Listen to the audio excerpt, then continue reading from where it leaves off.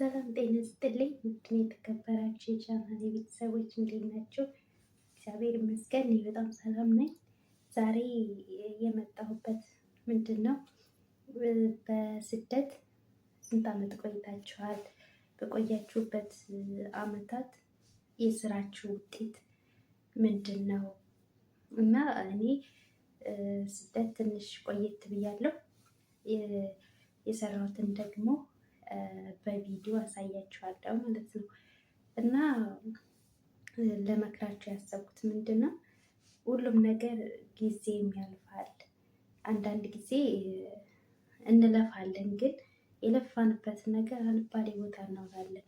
እንደዛ መሆን የለበትም። ምክንያቱም እኛ ጊዜያችን አቃጥለን ናፍቆት፣ የቤተሰብ ናፍቆት አለ፣ የሀገር ናፍቆት አለ።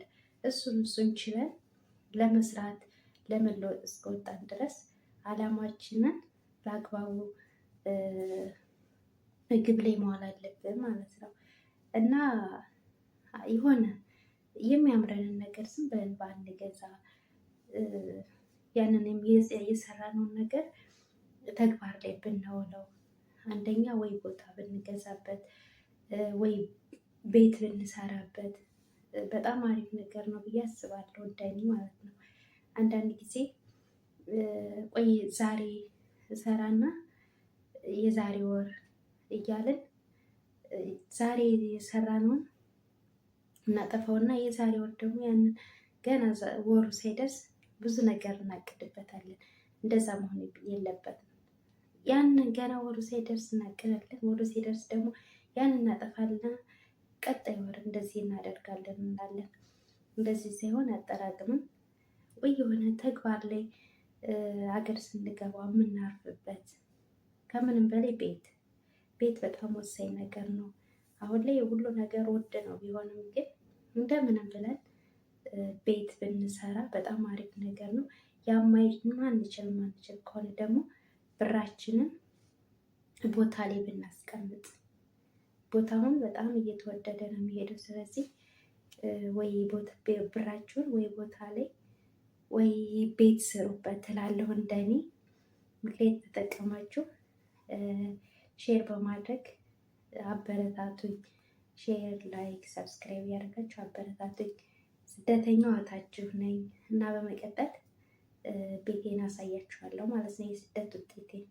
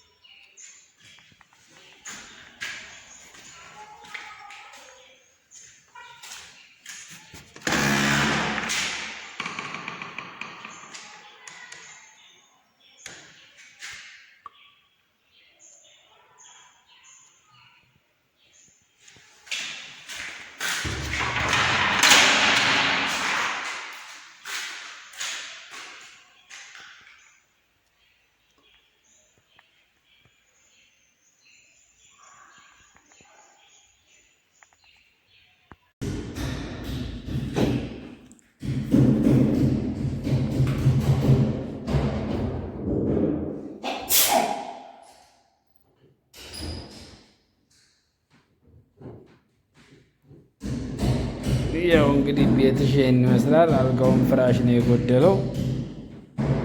እንግዲህ ይኸው ባለሙያውም ይሄን ይመስላል።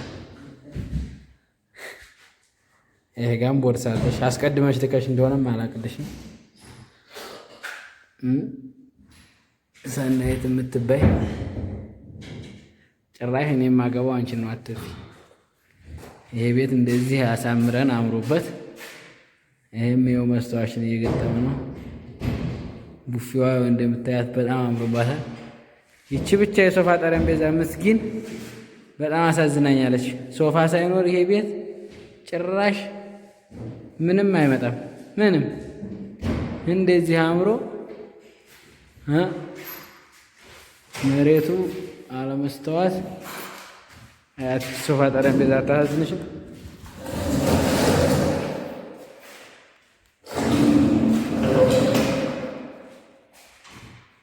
በጣም የምታሳዝነው ሶፋ ጠረጴዛዋ። እንግዲህ ይኸው እንጨቱ እንኳ አልወጣም ገና። እኔ በሸህሜ ይሄን አልችልም። ይሄን የሚያክል ጉዳ እንጉድ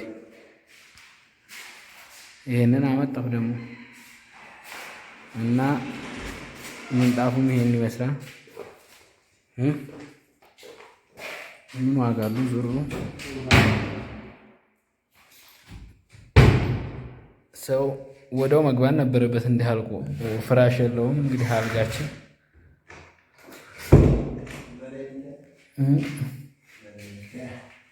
እና ሰንዬ ቁም ሳጥኑ በጣም ነው ብርት ነው ያለው ከቤቱ ጋር በጣም ተወዳጅ ሆኗል። ቀፈጥ እያደረግሽ በኩርሲ ትደርሽ እንደሆነ ለካ ረጅም ነች። ለነገሩ አይቼሻለሁ። ያው ትንሽ ሲበዛ ሪከርድ ደግሞ አልሄድ እንዳይለን